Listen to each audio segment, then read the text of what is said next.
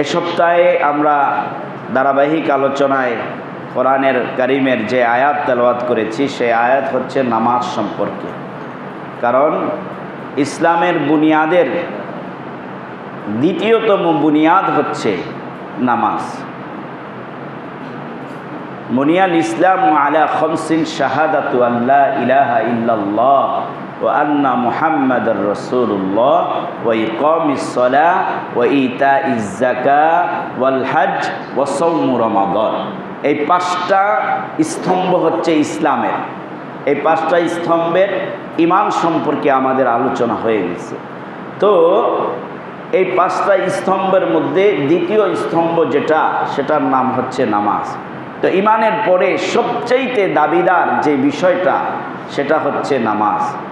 নামাজ এতটা গুরুত্বপূর্ণ যে আল্লাহ রাব্বুল আলামিন ইসলামের অন্যান্য বুনিয়াদগুলো রেখেছেন। যেমন নামাজের পরে ওয়াতুজ যাকাত ওয়াল হজ ওয়া সাওম রমাদান, আরও তিনটা রুকন আছে। একটা রুকন হচ্ছে কালিমা ঈমান, একটা রুকন হচ্ছে নামাজ, আরেকটা এরপরে আরেকটা রুকন হচ্ছে যাকাত, এরপরে আরেকটা রুকন হচ্ছে হজ, এরপরে আরেকটা রুকন হচ্ছে রমজানের রোজা। এই পাঁচটা স্তম্ভ, পাঁচটা রুকন। এই পাঁচটা রুকনের মধ্যে আমরা যদি দেখি, ঈমান তো দিলের সাথে সম্পর্ক, অন্তরের সাথে সম্পর্ক। মনে মনে দিলে দিলে বিশ্বাস করা, মুখে স্বীকার করা, বাস্তবে সেটা প্রতিফলন করা। তো এটা দিলের সাথে সম্পর্ক। এর পরবর্তী স্তম্ভগুলো যদি আমরা দেখি ইসলামের, যে যাকাত, সেটাও সমাজের সবার সাথে সম্পর্ক না, বিশেষ একটা শ্রেণীর সাথে সম্পর্ক। অর্থাৎ যাদের নেশাব পরিমাণ মাল আছে, ওই মালের যাদের বছর পূর্ণ হয়েছে, ওই পূর্ণ বছরের উপরে তিনি যাকাত দিবেন, একটা বিশেষ শ্রেণীর সাথে সম্পর্ক।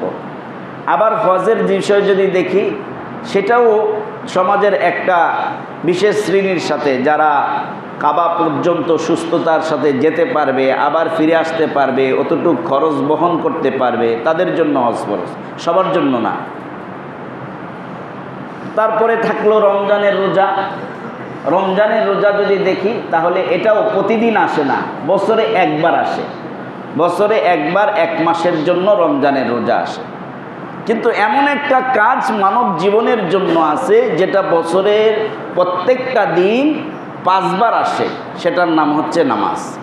সেটা হচ্ছে নামাজ। এটা বালেগ হওয়ার পর থেকে নারী পুরুষ সবার উপরেই ফরজ। বালেগ হওয়ার পর থেকে নারী পুরুষ সবার উপরে ফরজ, শরীয়তের বিধান অনুযায়ী সবার উপরে ফরজ। এখন এই নামাজ কত গুরুত্ব, ইসলাম বলছে যে তুমি দাঁড়িয়ে নামাজ পড়ো। দাঁড়িয়ে যদি নামাজ না পড়তে পারো, তাহলে তুমি বসে নামাজ পড়ো। যদি বসে নামাজ পড়তে না পারো, ইশারা দিয়ে নামাজ পড়ো। তবু নামাজ ছাড়তে না করছে।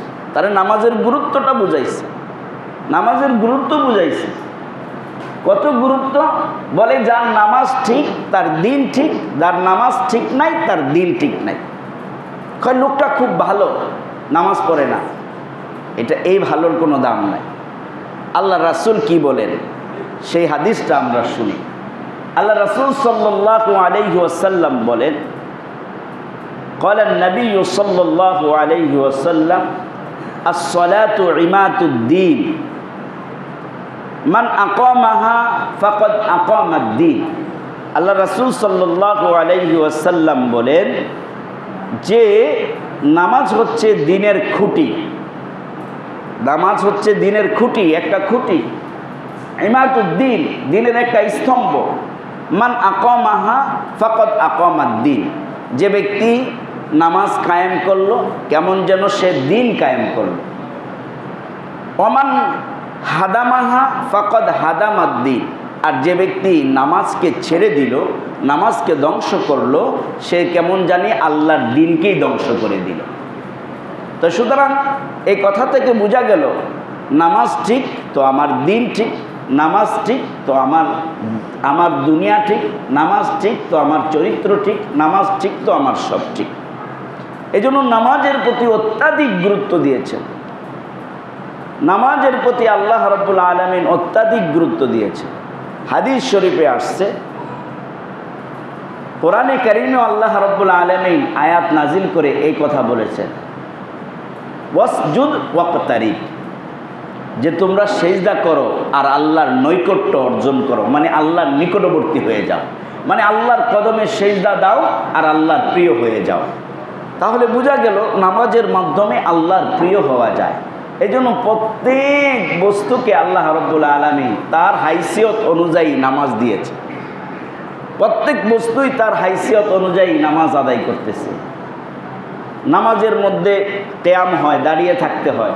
তো আল্লাহ এরকম অনেক আল্লাহর সৃষ্টি জীব আছে যারা সৃষ্টি লগ্ন থেকে একেবারে দাঁড়িয়েই আছেন, তারা কিয়াম করতেছেন। যেমন গাছ দাঁড়ায় আছে, এক পায়ে দাঁড়িয়ে আছে, কোনোদিন আর তারা বসেও না শুয়েও না, এরা কিয়াম পর্যায়ে আছে।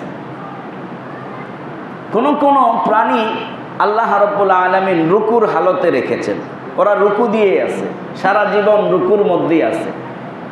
যেমন চতুষ্পদ জন্তু, গরু, ছাগল ইত্যাদি, এর রুকুর হালতে আছে, সবসময় এইভাবেই থাকে।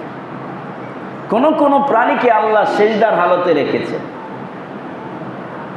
তো কোন কোন প্রাণী সেজদার হালতে মাটির সাথেই তাদের মাথার দেহ লাগায় রাখছেন, যেমন সাপ, বিচ্ছা, এগুলো মাটির সাথেই তাদের দেহ। তো আল্লাহ রাব্বুল আলামিন বলেন, ওয়াসাব্বিহ বিহামদি রাব্বিকা ওয়াস্তাগফির। প্রত্যেক প্রাণী আল্লাহ তাআলার জিকির, আল্লাহ তাআলার জিকিরে, আল্লাহ তাআলার ইবাদতে, আল্লাহ তাআলার গুণকীর্তন বর্ণনা করতে ব্যস্ত। কোন কোন আল্লাহর সৃষ্টিকে আল্লাহ তাশাহুদের হালতে বসায় রাখছেন, হাঁটু বাইঙ্গা যেভাবে বসে থাকে তাশাহুদের হালতে বসে, যেমন পাহাড় পর্বতগুলো সারা জীবন আল্লাহ স্তম্ভ করে দিয়েছেন, হাঁটু গেড়ে বসে আছে। তো তাদেরও এটাও তাদের ইবাদত, তারা আল্লাহর হুকুম মানছে। পাহাড়কে বলছে তুমি এখানেই থাকবা, এই অবস্থায় থাকবা। জীবজন্তুকে বলছে, চতুষ্পদ জন্তুকে বলছে তুমি এভাবেই হাঁটু গেড়ে চলবা, তো চলতেছে। গাছকে আল্লাহ দাঁড়াইতে ইশারা করেছেন, তো দাঁড়িয়েই আছে। সাপ, বিচ্ছা মাটির সাথে মিশে চলার অনুমতি আল্লাহ রাব্বুল আলামিনের হুকুম মেনে তারা সেভাবেই চলছে, সুতরাং সেটাই তাদের ইবাদত। তো বস্তুত বলতে গেলে বলতে হয় তাদেরও সেটা তাদের নামাজ ইবাদত, তবে তাদের ইবাদতটা অসম্পূর্ণ।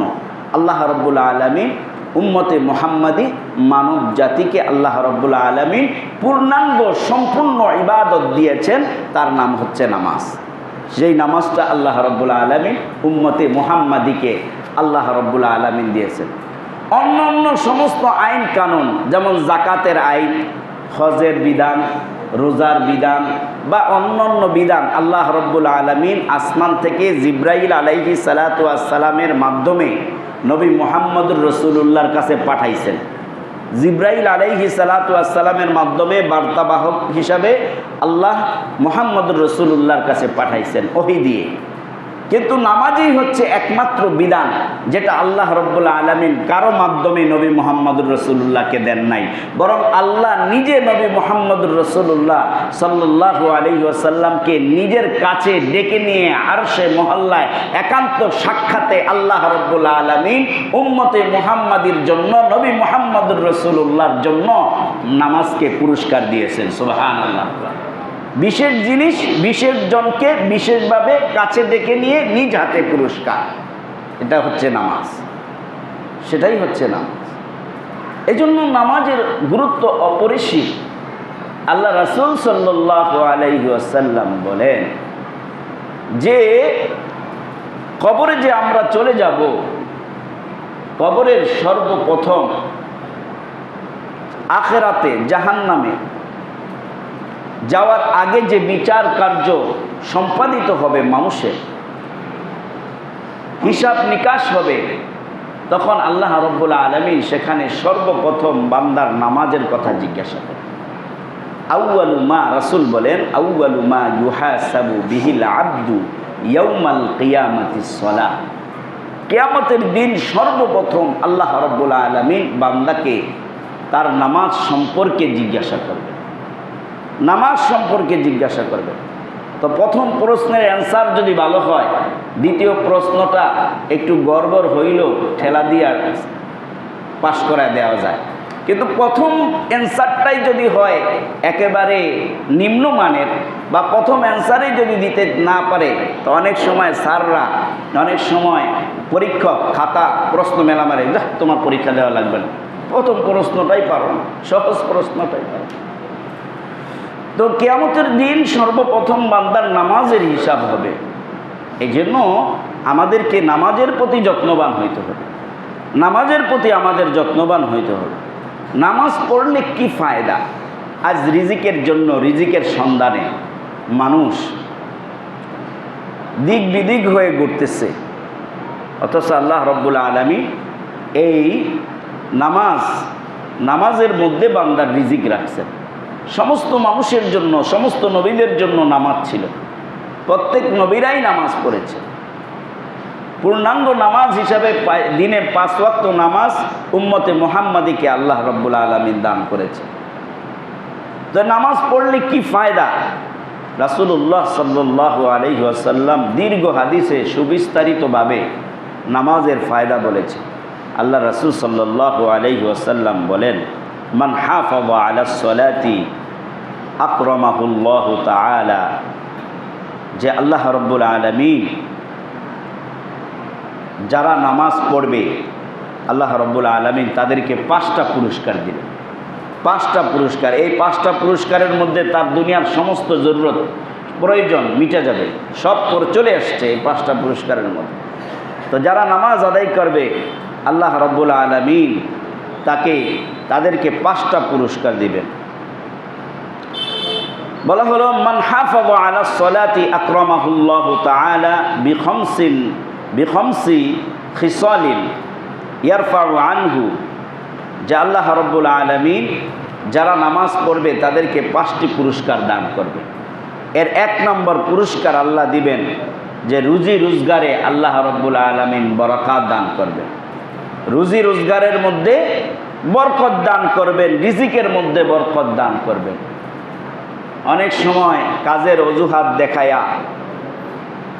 অজুহাত দেখায়া বা বিভিন্ন ঠুনকো অজুহাত দেখায়া নামাজ পড়ে না। কি হয়েছে? বলে বাঁশটা মাটিতে পড়ে আছে, এটা ছাদে উঠাইব।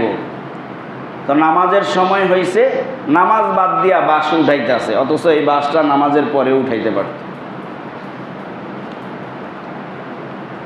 ছাদে মনে করেন মুরগি পালে, এখন নামাজের আজান দিছে, মুরগির খোয়ার পরিষ্কার করতে গেছে, নামাজ বাদ, জামাত শেষ।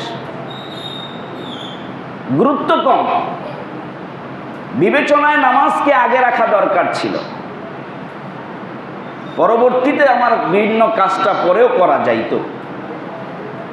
এই জন্য গুরুত্বের বিবেচনায় যারা নামাজকে বিবেচনাতে আগে রাখবে আল্লাহ রাব্বুল আলামিন তাদেরকে পেরেশানি মুক্ত জিন্দেগি দান করবেন, রিজিকের অভাব দূর করবেন, আরাম আয়েশে থাকার তৌফিক দান করবেন। অর্থাৎ আল্লাহ রাব্বুল আলামিন তার রিজিক দান করবেন। আর রিজিক আল্লাহ রাব্বুল আলামিনই দান করেন। আল্লাহু ইয়ারযুকু মান ইয়াশাউ বিগাইরি হিসাব, আল্লাহ যাদেরকে চান তাদেরকে আল্লাহ বেগৈরি হিসাব রিজিক দান করেন, বেগৈরি হিসাব রিজিক দান করেন। এজন্য নামাজের মাধ্যমে রিজিকের দুয়ার খুলবে।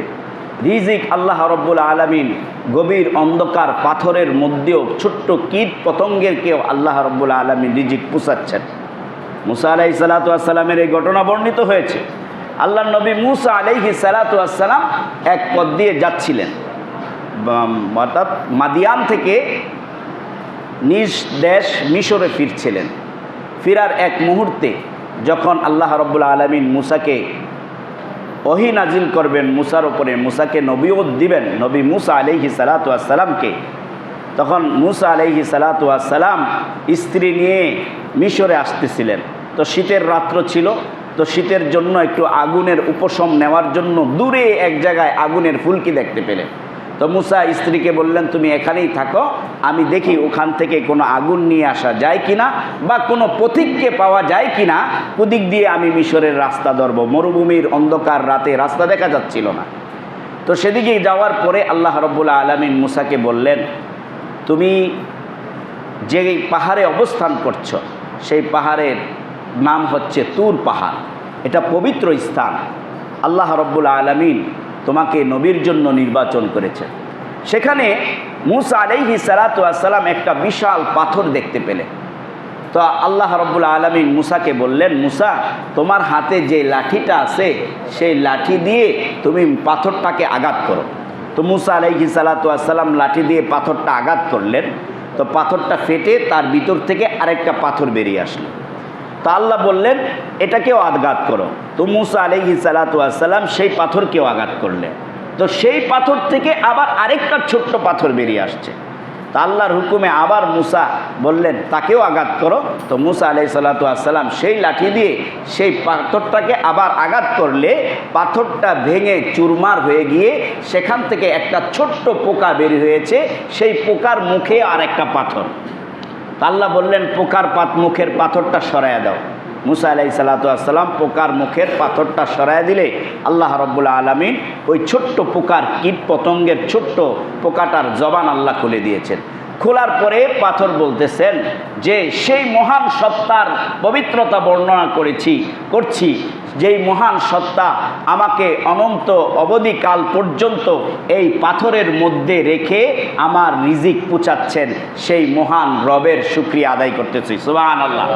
তাহলে খেয়াল করেন, একটা পাথরের মধ্যে আরেকটা পাথর, তার মধ্যে আরেকটা পাথর, তার মধ্যে আরেকটা পাথর, তার মধ্যে একটা পোকা।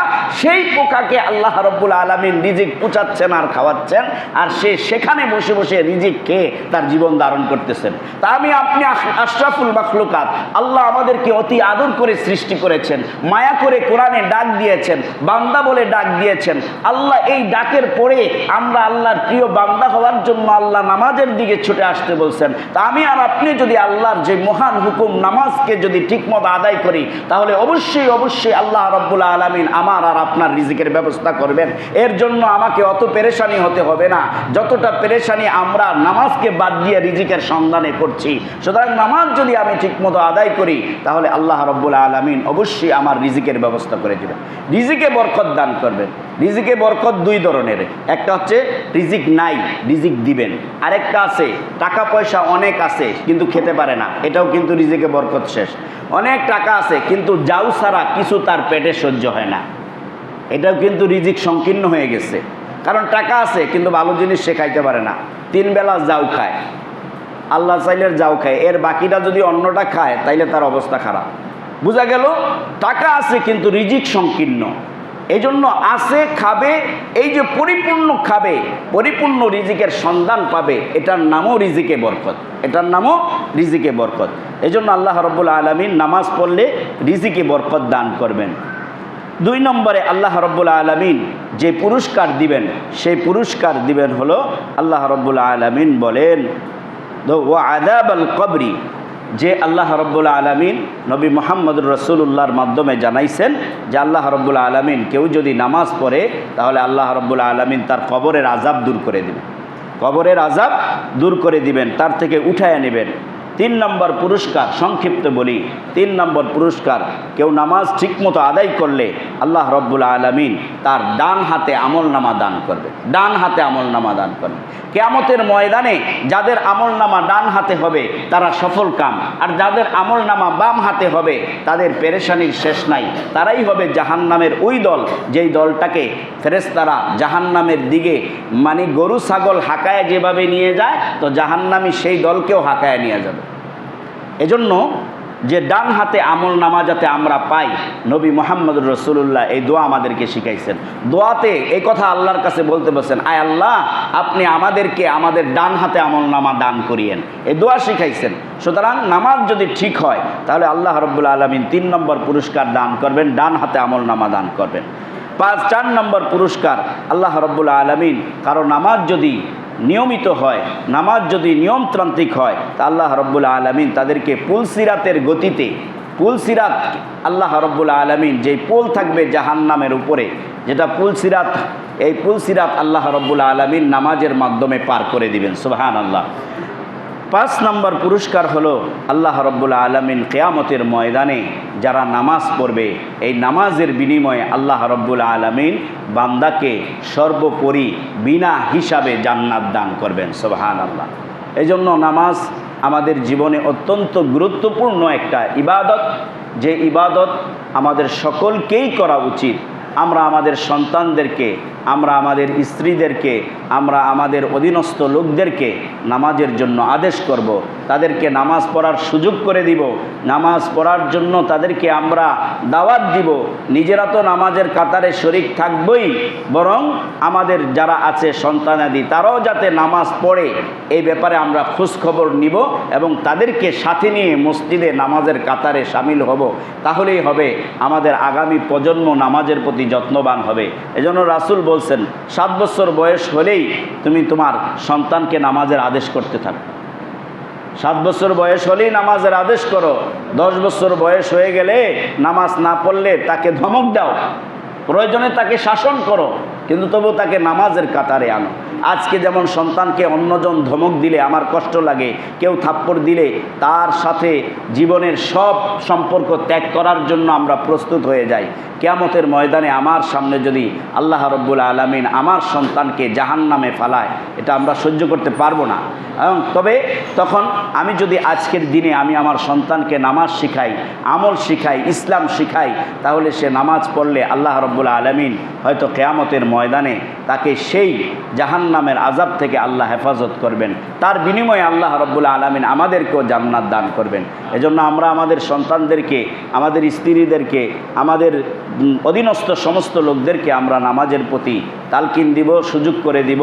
আমরা নিজেরাও নামাজের প্রতি শামিল থাকব।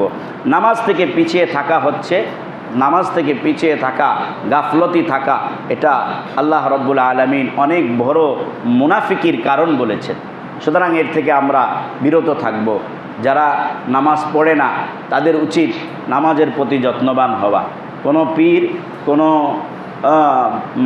বিশেষ ধরনের লোকের আশ্রয়ে প্রশ্রয়ে কিয়ামতের দিন জাহান্নাম থেকে বাঁচা যাবে না। নামাজের মাধ্যমে হিসাব দিয়েই আমাকে বাঁচতে হবে। এই জন্য এই বিষয়টাকে খেয়াল রাখব। নামাজ পড়তে হলে নামাজের কিছু মাসলা মাসায়েল আছে, কিছু দিক নির্দেশনা আছে, সেই বিষয়গুলো আমাদেরকে জানতে হবে। ইনশাআল্লাহ পরবর্তী সময়ে ধারাবাহিকভাবে সেই বিষয়গুলো সম্পর্কেও আলোচনা করব। আল্লাহ রাব্বুল আলামিন আমাদের সবাইকে নামাজের প্রতি যত্নবান হওয়ার তৌফিক দান করুন।